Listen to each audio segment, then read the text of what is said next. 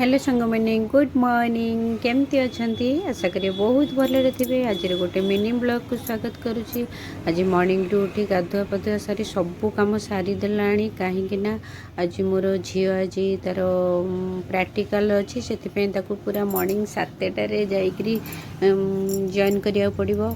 से मु कौन मॉर्निंग रू बनैबी किसी भाभी पारे से भाविली पूरा लाइटिंग सका मॉर्निंग रू जेहेतु मुझे लाइटिंग किसी खाईदे कि बनई पारे से फ्रिज्रे क्षीर थिला क्षीर को मुझे गरम करदेली जेहेतु फ्रिज्रे थिला ठंडा क्षीर ये ओट्स नहीं आसली ओट्स नहीं गली ओट्स रे चीनी किसी पकईदेली ता सहित क्षीर को ऐड करदेली एमती पूरा हेल्दी खाद्य मुझे एमती खाईदे जीव कारण एबे बनैबा संभव नुहे।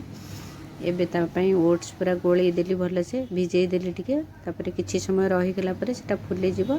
एबे झी जेहेतु रेडी हो गलानी ताकू नहीं खाइबा पई देई देली। देखु सांग मैंने पिला मानक मॉर्निंग रू माने केबे भी मु छोटठू एते बड़ कलानी केबे भी तांको खाली पेटरे छाड़ेनी कहीं मॉर्निंग रू जदि पिला खाली पेटरे जाउची किछि ना किछि डिजीज निहाती बाहरिबो। सेति मु तांको कहे जहाँ भी तुम मॉर्निंग रू आग ब्रश करी खाली पेटरे पानी पीबो प्लस किछि खाइकी जीवो खुआईकी ही छाड़े केबे भी अखिया छाड़ेनी। एबे से खाई सारानी से तार रेडी होची तार जीवापाई। एबे पुणी तार टिफिनटा काली राति झील तार निजे निजे तार जहाँ नबार थी से राति प्रिपेयर कर दे थाए जेहेतु से राति तार बड़ा पाव बनइब बोली तार करीटा बनई देइथिला। एबे ताकू पुणी माने टिके गरम करिवो सेति मु फ्रिज रू काढ़ी आनिली। एबे ताकू एटा को गरम करिके रखीदेली। तापरे से बड़ा पाँ को से झील कहला जे मु बनैबी तमे बनावनी मामा से सी तार निजे जहाँ निए निजे प्रिपारेसन करे आउ टिफिन नहीं कि जाए से कहला मामा मु बनैबी मु कहला हो ठीक अच्छे तू बनईने। सी बड़ा पाँ को बटर लगे कि सेकीदेला ये बटर देला से किसी माने चिल्ली पाउडर पकईदेला ताकू गरम करदेले सॉफ्ट रहिबो। से गरम करी भलसे सी तार बनई नेला।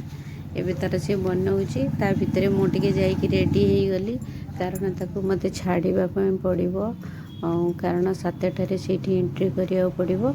एबे मोर मो पूरा प्रिपेयर हो गली। एबे तार से टिफिन रेडी कर नेला एगुड़ा सेकी हो गलानी। एबे तार टिफिन प्रस्तुत करदेव कारण बहुत ठंडा पड़ुची बाहर घरे गरम लगुच किंतु बाहर बहुत ठंडा पड़ुची मॉर्निंग टाइम रे से मुझे जाकि छाड़ी देके आसिले मोर अन्यान्य जहाँ काम करी। एबे तार टिफिन प्रस्तुत हो गला।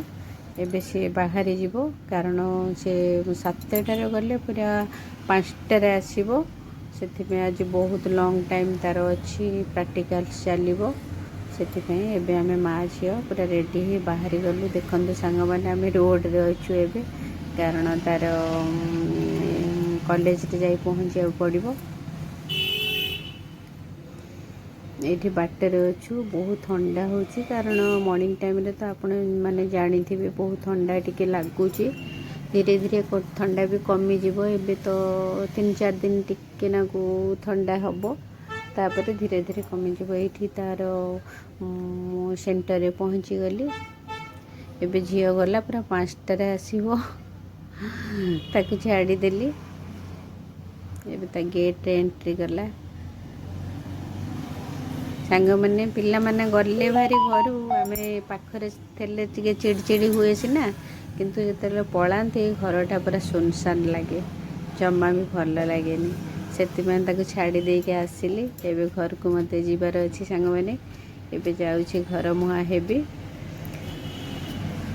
घरे ये पहुँची गली। सांग मैंने पहुँचिकी जेहेतु मु मॉर्निंग रू किसी खाई नथिली पलई थी। एबे तो आपण मैंने जानी मोर चाटा न पीले मत भल लगे से टिके चा पी नेबी जेहेतु आपण मैंने जानी मो माँ डेली आसे ये पाखरे रुहे से चा बनाए आम सांग होइकी पीऊ जेहेतु से चा बनई की रखी मुझे चा टिके पीदेवी। भिडियोटी शेष करी सांग मैंने आपण मान भिडियोटी केमती लगुच निहाती चैनल को फॉलो करी नेबे कमेंट रे लिखिए आपण मान को वीडियो टी केमते लागछि। रहिले जय जगन्नाथ एंजॉय।